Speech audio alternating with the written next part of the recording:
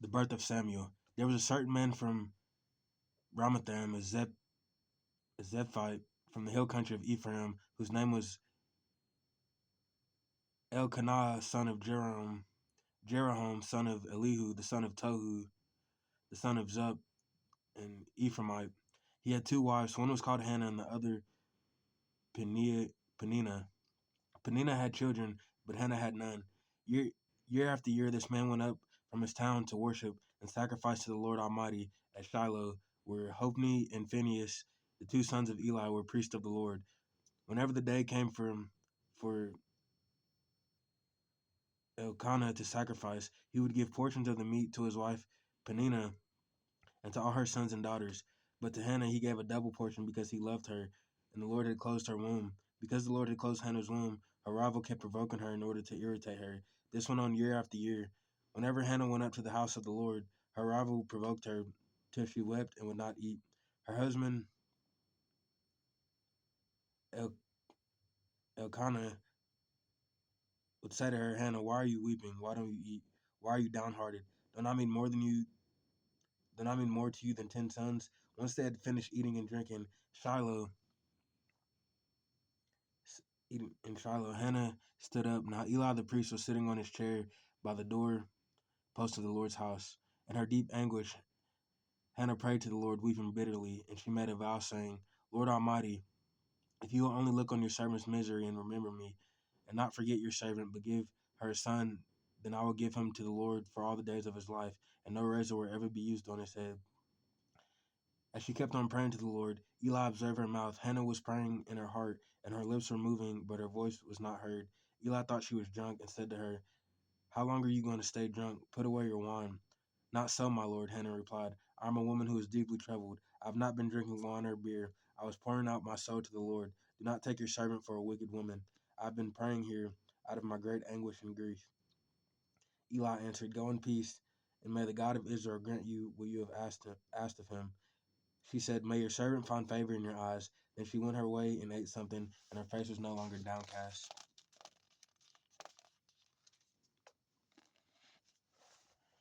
Early the next morning they arose and worshipped before the Lord, then went back to their home at Ramah.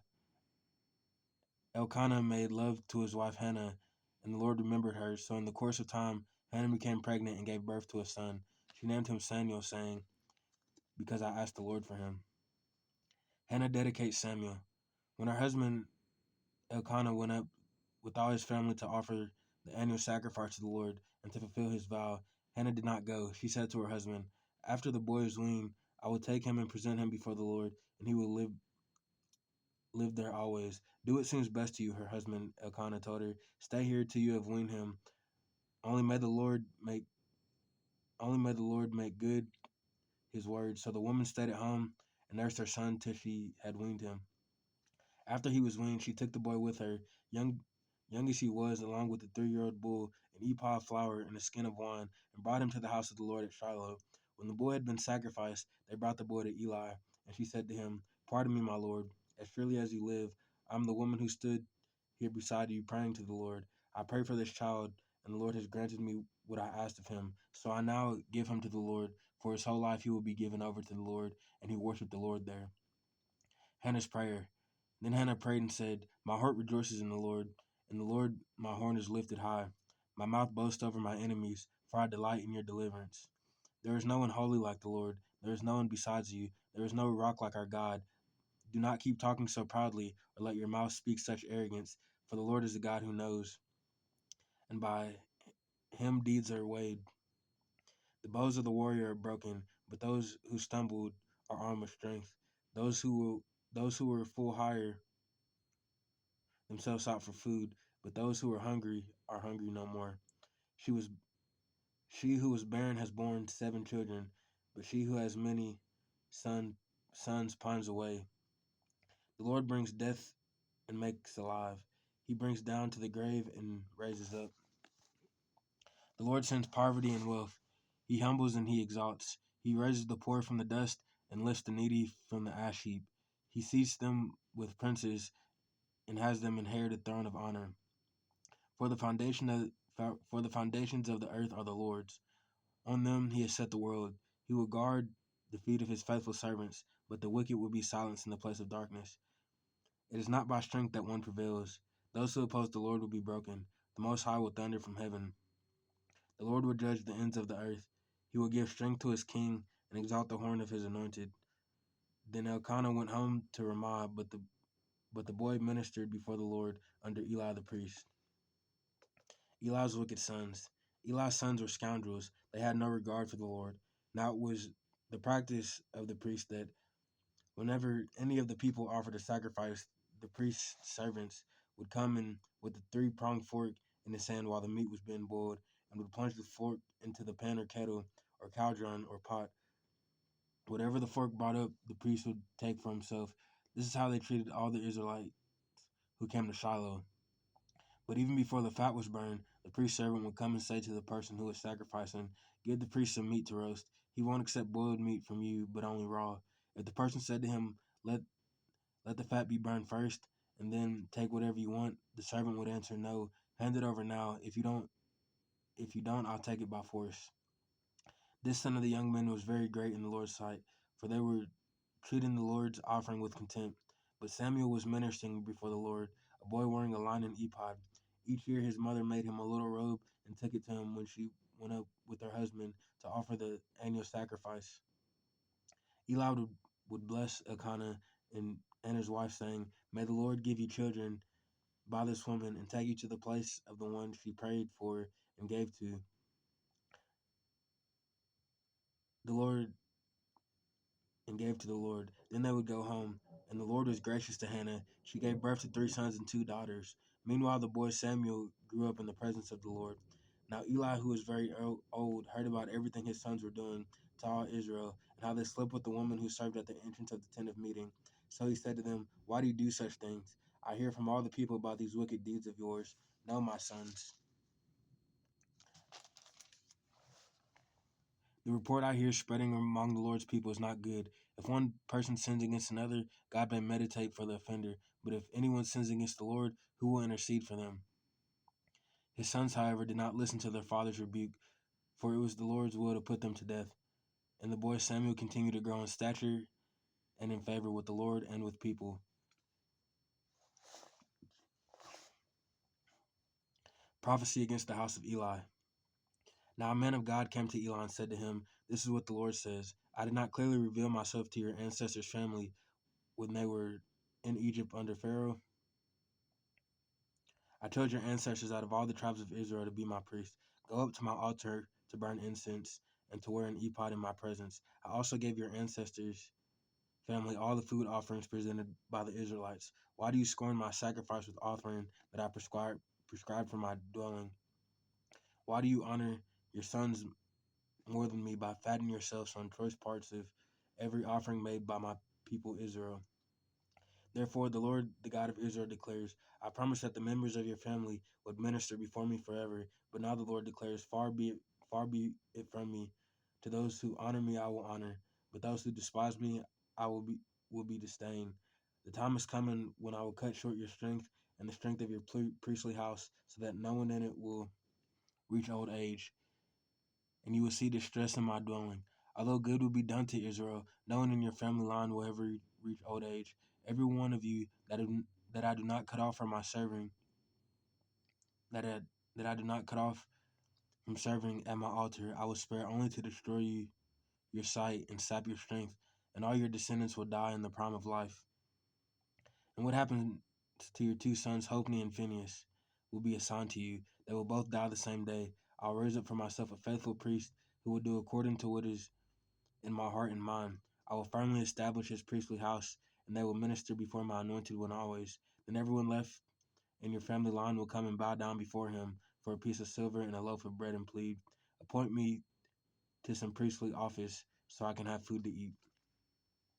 The Lord called Samuel. The boy Samuel ministered before the Lord under Eli. In those days, the word of the Lord was very rare, and there were not many visions. One night, Eli, whose eyes were becoming so weak he could barely see, was lying down in his usual place. The lamp of God had not yet gone out, and Samuel was lying down in the house of the Lord, where the ark of God was. Then the Lord called Samuel. Samuel answered, Here I am. And he ran to Eli and said, "Here I am, you called me." But Eli said, "I did not call. Go back and lie down." So he went and lay down.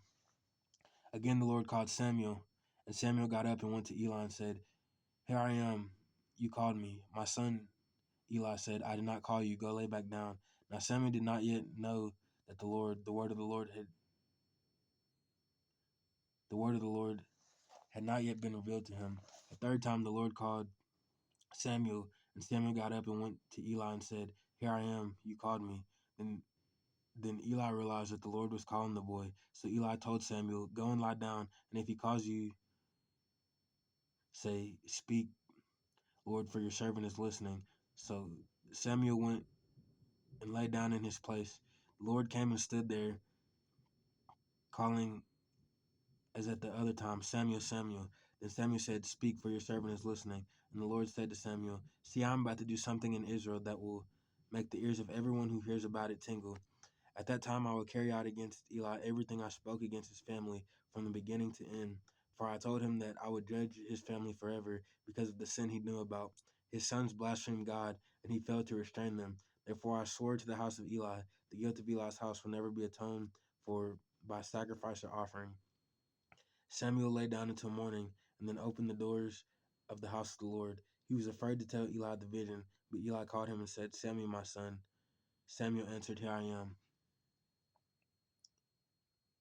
"What was it he said to you?" Eli asked. "Do not hide it from me.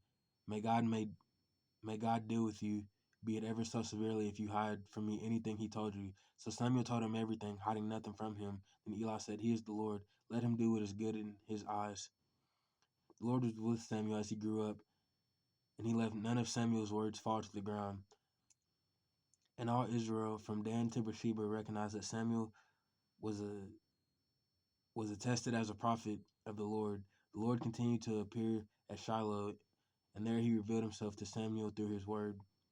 And Samuel's word came to all Israel. The Philistines to capture the ark. Now the Israelites went out to fight against the Philistines. The Israelites camped at Ebenezer, and the Philistines at Aphek. The Philistines deployed their forces to meet Israel, and as the battle spread, Israel was defeated by the Philistines, who killed about 4,000 of them on the battlefield. When the soldiers returned to camp, the elders of Israel asked, "Why did the Lord bring defeat on us today before the Philistines? Let us bring back the ark of the Lord's covenant from Shiloh, so that he may go with us and save us from the hands of our enemies." So the people sent men to Shiloh, and they brought back the ark of the covenant of the Lord Almighty, who is enthroned between the cherubim. And Eli's two sons, Hophni and Phinehas, were there with the ark of the covenant of God.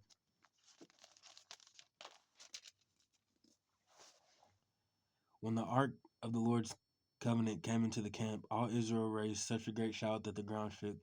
Hearing the uproar, the Philistine says, "What is all this shouting in the Hebrew camp?" When they learned that the ark of the Lord had come into the camp, the Philistines were afraid. "A God has come into the camp," they said. "Oh, nothing like this has happened before. We're doomed. Who will deliver us from the hand of these mighty gods? They are gods who struck the Egyptians with all kinds of plagues in the wilderness. Be strong, Philistines. Be men, or you will be subject to the Hebrews, as they have been to you. Be men and fight." So the Philistines fought, and the Israelites were defeated, and every man fled to his tent. The slaughter was very great. Israel lost 30,000 foot soldiers. The ark of God was captured, and Eli's two sons, Hophni and Phinehas, died. The death of Eli. That same day, a Benjamite ran from the battle line and went to Shiloh with his clothes torn and dust on his head. When he arrived, there was Eli sitting on his chair by the side of the road, watching because his heart feared for the ark of God. When the man entered the town and told what had happened, the whole town sent up a cry. Eli heard the outcry and asked, "What is the meaning of this uproar?" The man hurried over to Eli, who was 98 years old and whose eyes had failed so that he could not see. He told Eli, "I have just come from the battle line. I fled from it this very day." Eli asked, "What happened, my son?" The man who brought the news replied, "Israel fled before the Philistines, and the army has suffered heavy losses. Also, your two sons, Hophni and Phinehas, are dead, and the ark of God has been captured." When he mentioned the ark of God, Eli fell backwards off his chair by the side of the gate. His neck was broken, and he died, for he was an old man and he was heavy. He had led Israel 40 years. His daughter-in-law, the wife of Phinehas, was pregnant, and near the time of delivery. When she heard the news that the ark of God had been captured and that her father-in-law and her husband were dead, she went into labor and gave birth, but was overcome by her labor pains. She was dying. The woman attending her said, "Don't despair. You have given birth to a son." But she did not respond or pay any attention. She named the boy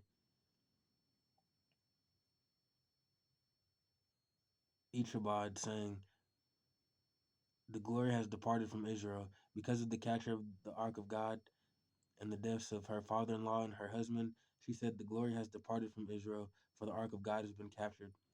The ark in Ashdod and Ekron. After the Philistines had captured the ark of God, they took it from Ebenezer to Ashdod. Then they carried the ark into Dagon's temple and set it beside Dagon.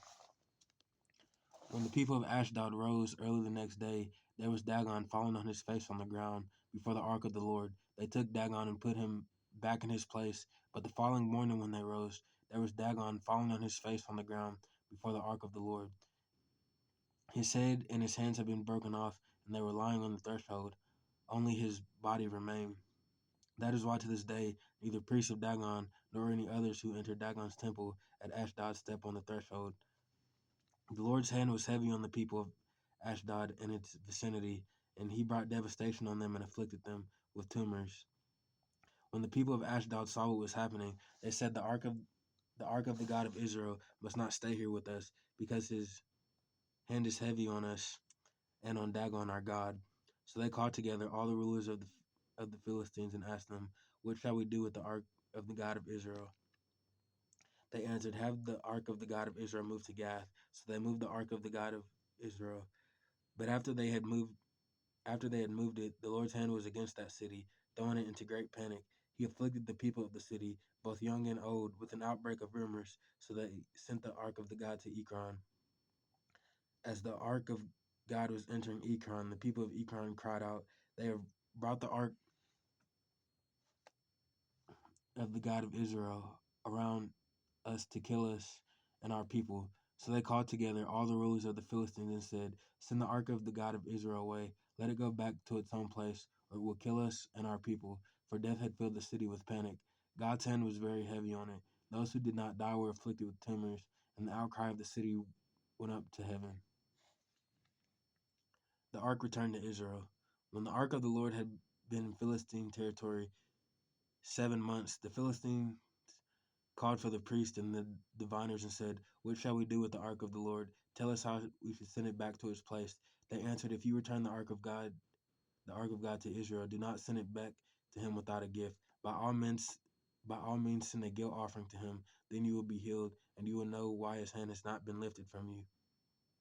The Philistines asked, "What guilt offering should we send to him?" They replied, 5 gold tumors and 5 gold rats, according to the number of the Philistine rulers, because the same plague has struck both of you and your rulers. Make models of the tumors and of the rats that you are destroying the country, and give glory to Israel's God. Perhaps he will lift his hand from you and your gods in your land.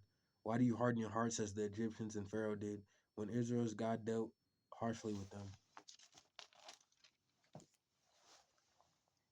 Did they not send the Israelites out so they could go on their way? Now then, get a new cart ready with 2 cows that have calved and have never been yoked. Hitch the cows to the cart, but take their calves away and pin them up.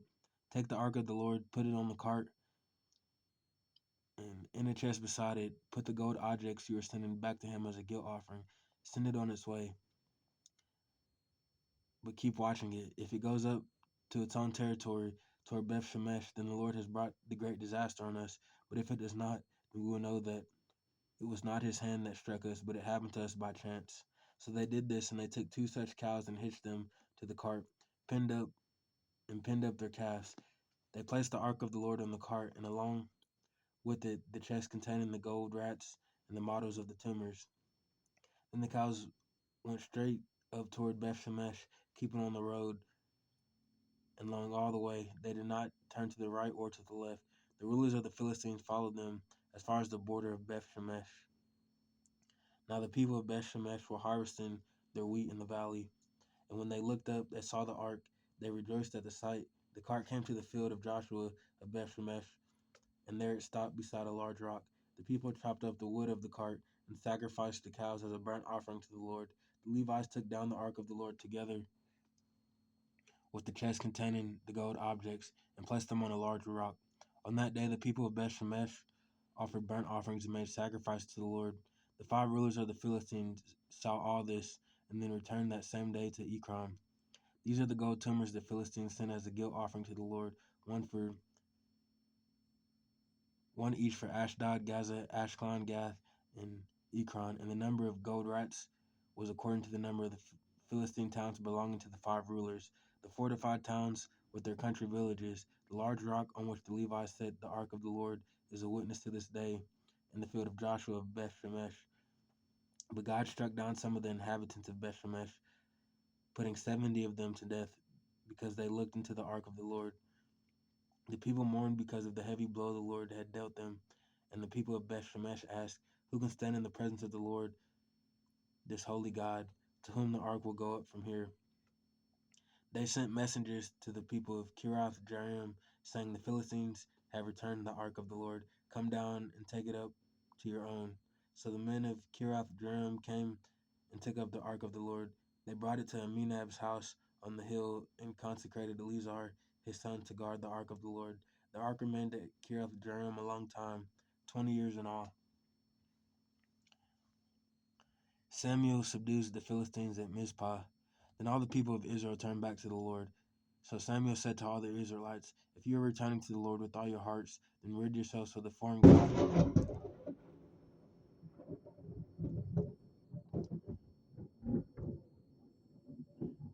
Then rid yourselves of the foreign gods and the Ashtoreths, and commit yourselves to the Lord and serve him only. Then he will deliver you out of the hand of the Philistines." So the Israelites put away their Baals and Ashtoreths and served the Lord only.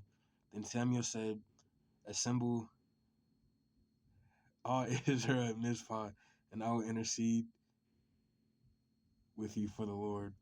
I will intercede with the Lord for you." When they had assembled at Mizpah, they drew water and poured it out before the Lord. On that day they fasted, and there they confessed, "We have sinned against the Lord." Now Samuel was serving as leader of Israel at Mizpah. When the Philistines heard that Israel had assembled at Mizpah, the rulers of the Philistines came up to attack them. When the Israelites heard of it, they were afraid because of the Philistines. They said to Samuel, "Do not stop crying out to the Lord our God for us, that he may rescue us from the hand of the Philistines." Then Samuel took a suckling lamb and sacrificed it as a whole burnt offering to the Lord. He cried out to the Lord on Israel's behalf, and the Lord answered him. While Samuel was sacrificing the burnt offering, the Philistines drew near to engage Israel in battle. But that day the Lord thundered with loud thunder against the Philistines and drew them into such panic that they were routed before the Israelites.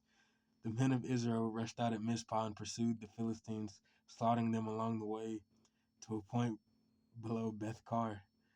Then Samuel took a stone and set it up between Mizpah and Shin. He named it Ebenezer, saying, "Thus far the Lord has helped us." So the Philistines were subdued, and they stopped invading Israel's territory. Throughout Samuel's lifetime, the hand of the Lord was against the Philistines. The towns from Ekron to Gath that the Philistines had captured from Israel were restored to Israel, and Israel delivered the neighboring territory from the hands of the Philistines, and there was peace between Israel and the Amorites. Samuel continued as Israel's leader all the days of his life.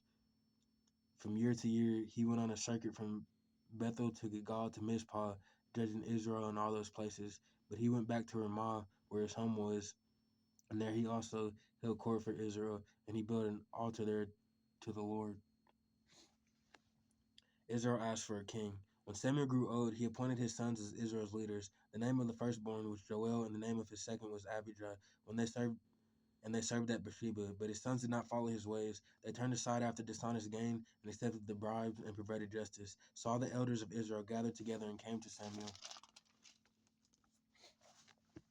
at Ramah. They said to him, "You are old, and your sons do not follow your ways. Now appoint a king to lead us, such as all the other nations have." But when they said, "Give us a king to lead us," this displeased Samuel. So he prayed to the Lord, and the Lord told him, "Listen to all that the people are saying to you. It is not that they have rejected, but they have rejected me as their king. They have, as they have done from the day I brought them up out of Egypt until this day, forsaken me and serving other gods. So they are doing to so they are doing to you. Now listen to them, but warn them solemnly, and let them know that what what the king who will reign over them will claim as his rights. Samuel told all the words of the Lord to the people who were asking him for a king.